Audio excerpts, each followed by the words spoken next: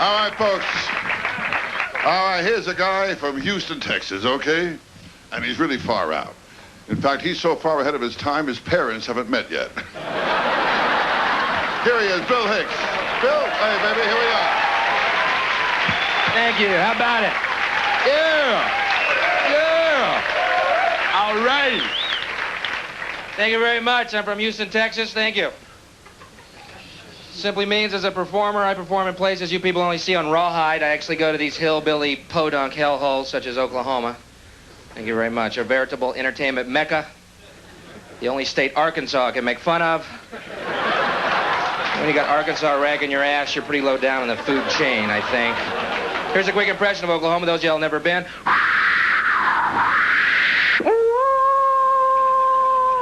That was inside the club I was working. In Oklahoma, think the Marlboro man is a pussy.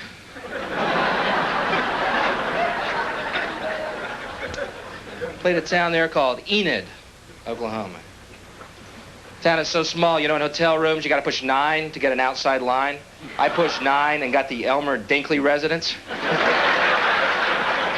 Hello? Who's this? Elmer Dinkley, you just called my house. Shit, your phone number is 9? Yep, my cousin's is 23. I had to write that one down. Wrote it on my forehead. I keep calling 32.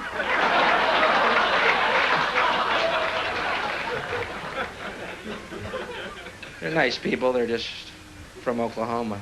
I had a guy come up to me after the show. Could have been that same guy, Elmer, I think. Came up very excited. He goes, "Hey, man, you crack me up."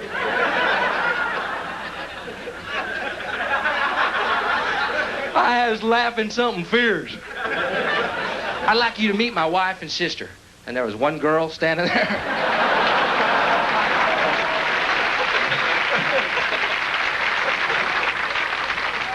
Worked on Hollywood Boulevard at a movie theater place that played nothing but horror movies. Frightening, the people that went to those things, man. They're scarier than the goddamn movies.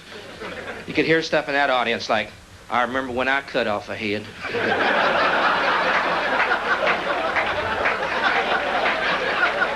Am I in your way?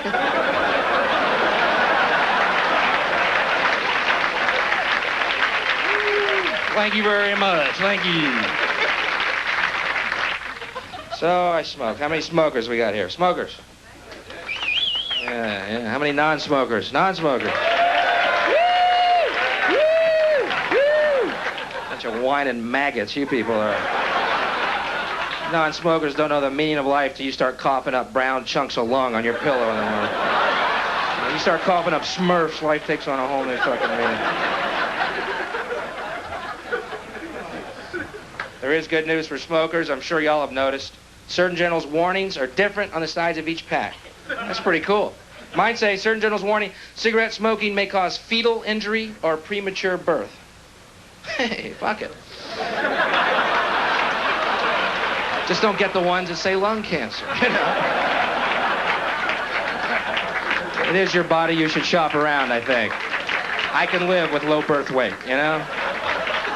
I think that's nice. The cigarette companies come out with different types of diseases. You find the one you can live with. Continue to smoke.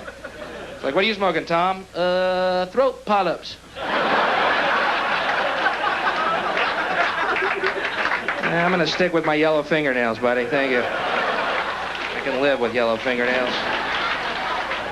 I know guys do take breakups hard. I was reading about Vincent van Gogh. You know what he did? Cut off his ear, sent it to the girl that left him. Yeah, that makes a dozen roses look like a booger, doesn't it? Damn, Vince. You sure she's the one? Vince, think about it. Vince is going, what? Was that Susie? Did she call back? What? Can't talk to Vince no more, man.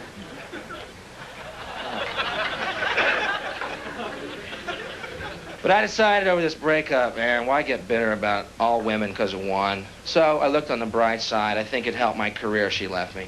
Fine. I'm definitely a driven man now. I'm driven by a fantasy that one day this girl who I love more than anyone in the world and I gave my heart to, and she said she loved me, then left. One day this girl's going to be living in a trailer park somewhere in Oklahoma. She's going to have 9 naked little kids with rickets that bring home dead animals from the side of the road for them to eat. She's going to live with an ex-welder, 600 pounds, fur all over his back, drinks warm beers and farts and belches and beats the kids, watches the Dukes of Hazzards every day, has to have it explained to him. One night he's going to be making love to her and his heart's going to explode and she's going to be trapped under 600 pounds of flaccid fish belly cellulite, shifting like the tides of the ocean as blood and phlegm and bile and a chaw of tobacco pours out of his mouth and nose into her face. Yeah, that's it.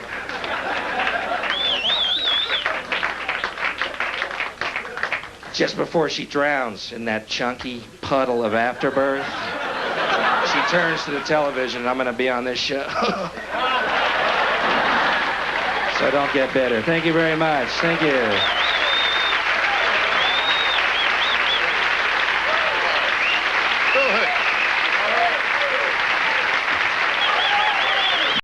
We have a very, very special guest. He's going to come out here. He's going to talk to you. Then he's going to bring up Dougie. I am a huge fan of his. It's an honor to bring him up here. Please keep it going for the Lord of Conspiracy, Alex Jones, everybody.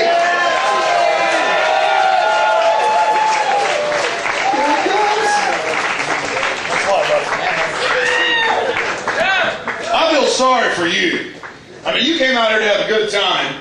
And here's some great comics, and believe me, you've heard him. That last guy was absolutely amazing. And Doug's great too. He's a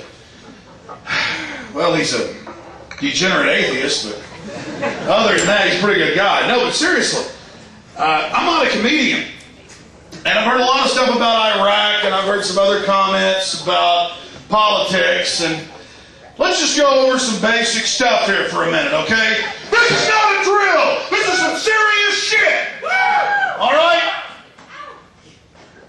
I've got the film clip of Eisenhower back in 1958 calling Fidel Castro the Abraham Lincoln of the Caribbean. Maybe he is. But my point is, they put that motherfucker in power. They put him in there. But it's not just him. It's everybody. It's Ho Chi Minh. It's Mao Zedong. It's Manuel Noriega. It's Osama bin Laden. It's Saddam Hussein. It's the Shah. They build them up, they knock them down, and I watch them stick our troops in these meat grinders. And it's all admitted. I'm the weirdo who sits there and watches the C-SPAN documentaries where they've got the 85-year-old CIA section chief, who back in 1950 goes, well, actually, the CIA was behind Mao and we put him into power. Of course, I already knew that, but now these bastards are admitting it. Mao Zedong killed 50 million people! And they want to sit around and tell me about Saddam Hussein for some war for $4 trillion in oil? Oh, we wouldn't do that over oil. We're just the big badasses in the 100-story buildings that own and run the nuclear weapons, that own your private prisons, that they're going to stick you and your family in as soon as they find you doing something wrong, some bullshit law they created. That's right. That's right. So this is the reality. And I have to sit here and watch him setting this up, setting up a living hell for all of us. The boys running this country, and I mean Mr. Kerry and his cousin George W. Bush, his coffin made of skull and bones. These guys are the ones who put the Hitlers and the Stalins in. They're the people that create the crises to offer you the solutions. And somebody said 1984, and it's true. That's what it's all about. The war is against the people. The war is against the people. But going back to Saddam Hussein, I'm going to bring Doug up here because that's who you came to see, and they asked me to come up here, so I did it. Take your But time. no, the point here is that David Degenerate Rockefeller David Rockefeller, you might want to find out who he is. He really doesn't like you, and he wants to put cancer viruses in your vaccines. He really wants to kill you. Point, he's a sicko. He's a Malthus. He's a social Darwinist. He wants to kill 80% of you. He says it in major publications. He knows you don't read them, so he laughs at you. Now, but David Rockefeller, when Mao died in '76, he was in the New York Times and said, "Oh, Mao's so wonderful, Mao's so great, does such a great job, what a wonderful person." That's how arrogant these people are. But let's take Saddam Hussein. Admitted fact, 1954, young 18-year-old guy, they hire him, CIA, takes him to Egypt, trains him how to kill people. Trains him how to blow stuff up, shoot people. They send him into Iraq, oh, he kills hundreds. Takes over, and then by 1969, they tell the Ba'ath government, we'll have Saddam stop killing all of you if you put him in as the head of security. Kind of like they're about to put Porter Goss in as the head of our security, our new Gestapo. And then in 1979, they put him in as the president, and they say, sick him, get him, admittedly, attack, Iran, kill. And he kills 1,300,000 of the damn Iranians. And then a few years later, they tell him, go ahead and invade Kuwait now. Why the ambassador, April Gillespie, sits there on a chair with him and goes, how do you think you should invade immediately? This even on film. And he rolls in, follows orders. And I watched that guy 2 years ago sitting there all freaked out with his cat going, I've been set up. It's on the RPD. I was ordered to do all of this. He's finally admitting all this. But you never hear about that in America. So do I like Saddam Hussein? Hell no. I hate this guy, this hitman they created. But it's the same thing with all these people. Noriega, all of them. It's a joke. They've got to have somebody to bomb, so they go out and create the boogeyman and have them do some mischief.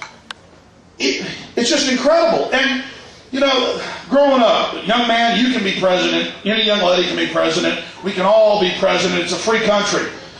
Is that why you've got 15 members of Skull and Bones each year out of 290 million people? 15 members each year. And we can't even have two presidential candidates that aren't from that group? Hey, you're blowing my buzz! Now you see this guy's been blowing his buzz. Tell Jokester, get off the stage! See there? Come on, man, we're here to have fun. Hey, get off the stage! see, they asked me to come up here. You're blowing my buzz! See, he wants to, I told you. What do you say to it? What do you say to it? Tell some jokes! You guys want him? Hang on, he's about to do the tit fuck joke. Exactly. Shut up! This is for me, asshole. All right, no, seriously. They asked me to come up here. Thank you, Doug. And that's why I was going to say I love Doug. He may be a degenerate atheist, but my God, he's a hell of a lot better than the Christian Coalition. Hey, did you see the New York Post 2 weeks ago? Now, I've already broken in there and proven all this, but it said, top gay porn stars servicing Republican leaders at the Bohemian Grove. You want to know where the FBI needs to be investigating people, it's over there. But that's my point, is it's totally hypocritical. The whole thing's a giant scam. And, I forgot this guy in the stratosphere who wants to go back to Kansas. You're not in Kansas anymore. I forgot where I was at when he interrupted me. As I was closing down. As I was completing my bombardment of the gray matter. What was it? Yeah, was that what I was talking about? All right.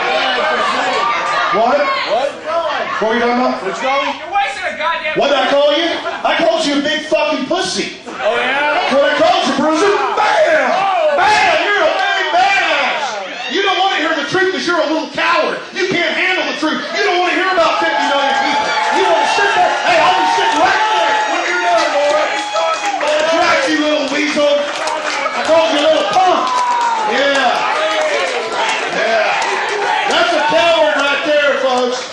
That's a coward. That's a punk bitch who loves the New World Order. As I was saying, though. Hey, you want to be slaves? Don't worry. There's 7 million of you in prisons now. They're building more. And when you're in it, crying for somebody to help you, why am I asking for you? Yeah, no. You'll be asking why the 5 big guys got you bent over the table, and you'll be wishing you weren't a slave, punk. Because you weren't